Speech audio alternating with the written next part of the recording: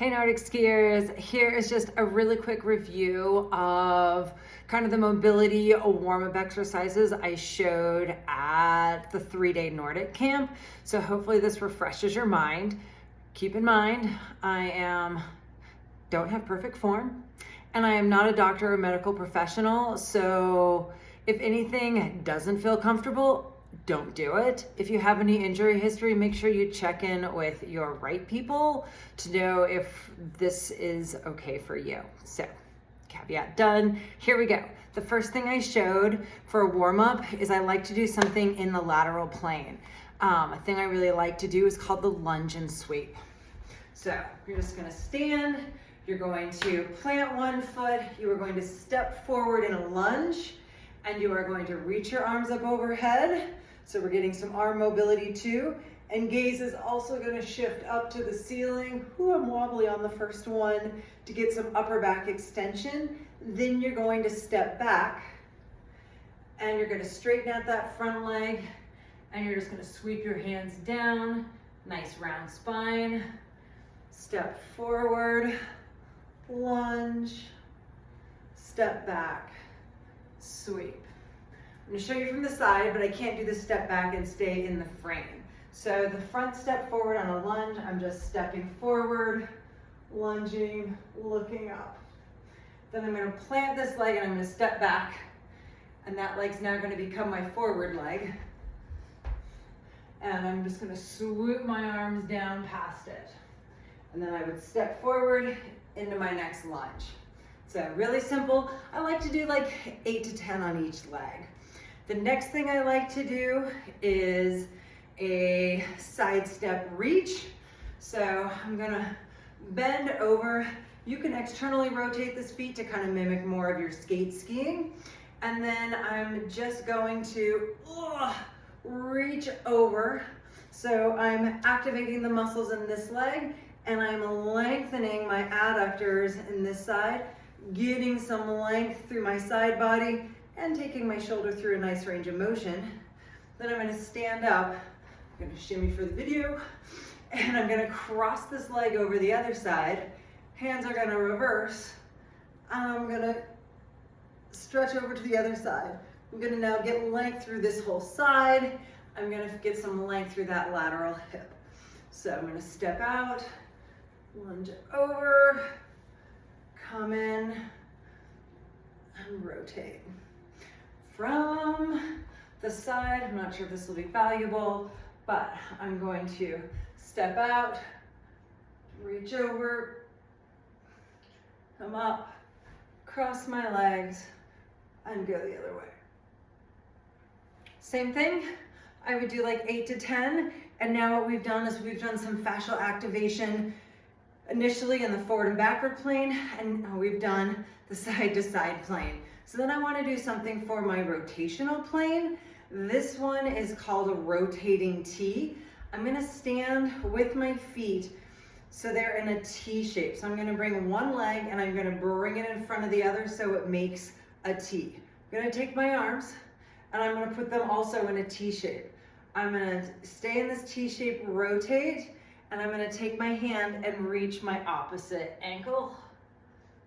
And then I'm gonna unrotate as I stack up. Now I'm gonna take my back foot, which is like the stem of my T, and I'm gonna step it out and reverse that rotation as much as I can. Work, and I'm gonna rotate out. I'm gonna come back, bring myself to that T shape, and rotate.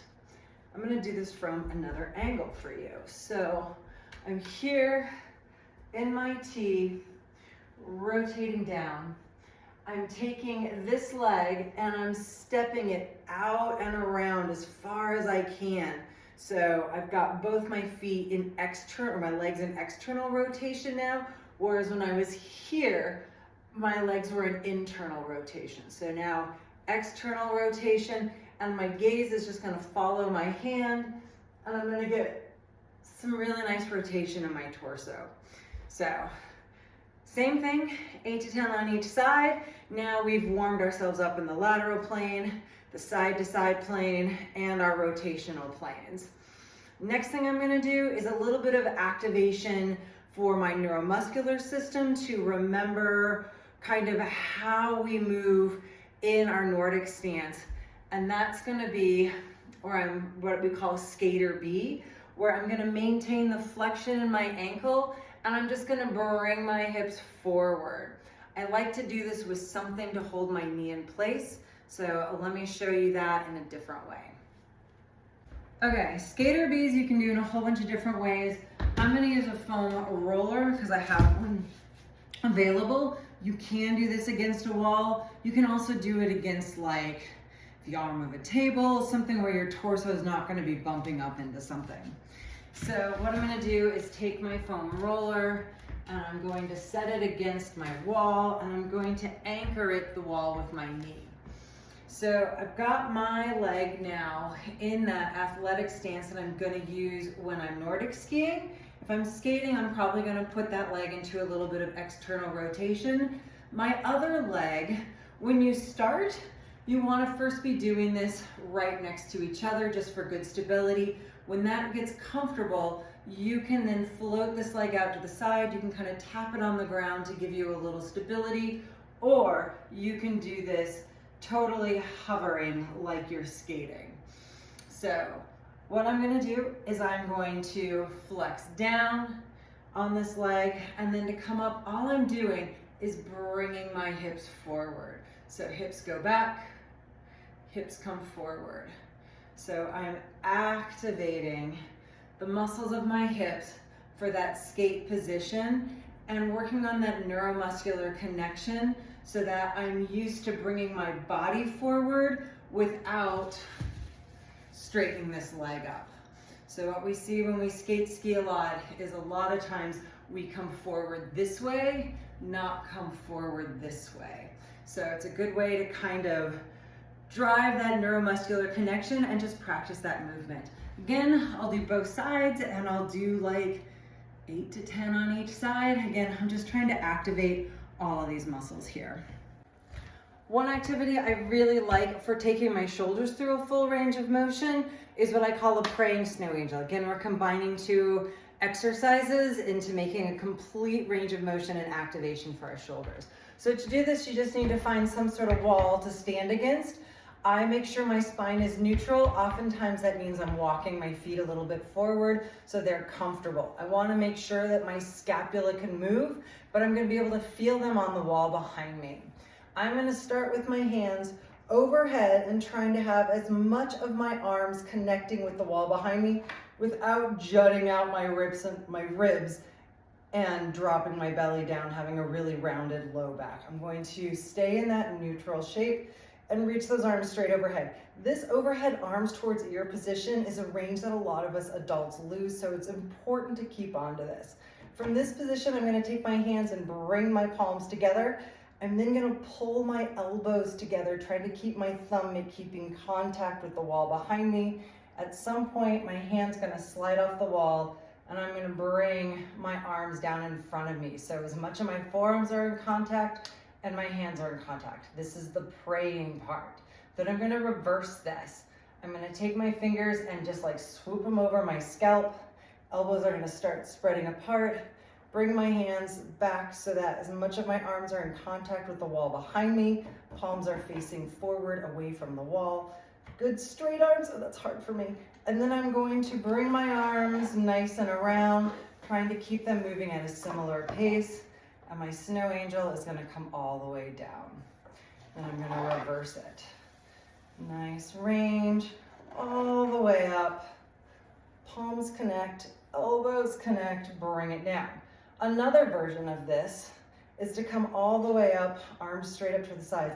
And this time I'm gonna bend my elbows. So I'm doing a W against the wall. And so my forearms are staying planted, I'm pulling it down. You might notice that I've got different ranges in my shoulder. You ideally want them smooth. I don't have an AC joint on this side, so if I'm talking and not paying attention, the range of motion looks a little wonky. So I'm in this nice elbow, really working on pulling my elbows down, but staying against the wall, and then reversing that up. Arms find themselves straight and up against my ears. Palms connect back down. So that's a praying snow angel, or it's praying W's. Play with both. One's going to feel better than the other. They both have benefit. The big deal is that they take your shoulder joints through a full range of motion, so you can warm up that tissue and you can spend just a moment breathing into any spots in that range that's a little tight. Another thing I really like to do to warm up my body, plus work on some of my hip mobility and strength for Nordic skiing, is combining two activities. One's called hurdlers and one's called airplane. Again, I like to do this with a foam roller to give my knee some place and space, but you could do this without it. You can do it with your knee just like resting against a stool or something like that, just to give it a place and space. But I'm gonna take my foam roller, set it against a wall, and I'm gonna use my knee to hold that against the wall. I'm in a nice 90-degree angle there. So for the hurdler part, all I'm gonna do is take my free leg, bring it up and over, tap it on the floor in front of me, bring it up and back. Now obviously if that's too much range of motion for you, drop whatever you're lifting down lower, right? We're just looking for this nice rotational motion. My standing leg, this is an opportunity to really work on how I'm organized on this leg. And so I like to have my weight epicentered in the posterior ball of my foot and evenly spread between my pinky toe and big toe, just like we do when we're skate skiing. So once I've done that hurdler on this side, I'm gonna hover the leg back behind me. I'm gonna take my hip and I'm gonna drop it down as low as I can. That's gonna stretch this outside hip. And then I'm gonna fire the muscles in this outside hip. And I'm gonna rotate my body up to the ceiling. You probably want this back leg more straight than mine is. I'm just hitting the wall. So that airplane is tipping it down and then rotating it up. And all that motion is happening at the standing leg hip. My spine's not doing anything. This free leg's just along for the ride. So here's what that whole sequence looks like.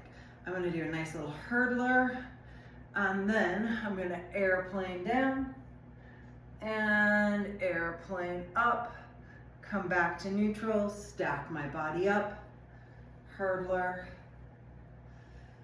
tip it forward, airplane, and stand it up. Love this one. Same thing, 8 to 10 on each side. Okay, another one I really like is to do what's called a box drill. Excellent for just kind of stimulating our skate skiing pattern. So I'm gonna stand nice wide. I'm going to be in my good Nordic stance, which means I've got good flexion at my ankles and my knees, and my chest is forward. I'm not rounded through my back, my butt's not sticking back. I've got that nice and forward. My chest is forward, I'm not leaning down towards the floor. So for box drill, I'm gonna shift my weight over onto one of my legs. I'm going to bring my hips, it's kind of like think about my belly button. And my belly button's gonna go straight up, it's gonna go straight down. I'm gonna transfer my weight over onto the other foot, and then I'm gonna lift up on that leg, down on that leg, over. So I'm just drawing a nice box, good sharp corners here with my belly button. What I'm not doing is coming down and going up. That's a really nice triangle. We want to go down, over, up, down, over, up. Once that starts to feel nice and fluid, then we're gonna start making our feet do more authentic work. So when I come up, I'm gonna be balanced on the one foot, come down on my flat foot, then I'm gonna roll onto the inside edge of my imaginary ski and push myself over to the new ski, up, down, push. I'm gonna step backwards a bit so you can see this a bit better. So up, down, pushing off, up, down, pushing over. That feels good. Let's add in arms. So as I come up, my hands come up, they go down, and then I shift my weight over, right? V2 timing. Up, down, oops, losing my balance, shifting over, up, down, shift over, up, down, shift over. Now, maybe you're ready to make this a little bit more dynamic. When we do that up, down, instead of being this slow elevation, slow lowering down, we're gonna make that a bit more dynamic. So I'm gonna go up, down, shift over, up, down, shift over, up, down, and up, down. Now our timing when we skate is a little different. That up is quick, but the descent is even quicker. So make it a little bit more authentic timing. So over, up, down, over, up, down, over, up, down. And if you're ready to be activating yourself a little bit more, getting a little bit more warm, let's add in a little hop, right? We don't really do it on the snow, but we're doing that as a way to get our body ready for some more dynamic loading. So I'm gonna come over, little hop, shift over onto the other foot, down, over, up, down, over, up, down. You can make this more spicy if you want. If you had a tennis ball or maybe even a medicine ball, you could have that in your hands, and when you can go up and then when you come down, you could bounce it on the floor, catch it, transfer your weight up, down, catch, transfer up, down, catch your ball. Or you could put a band around your knees, or even more spicy, around your ankles, and you'd have a little resistance coming up, coming down, shifting over onto the new leg.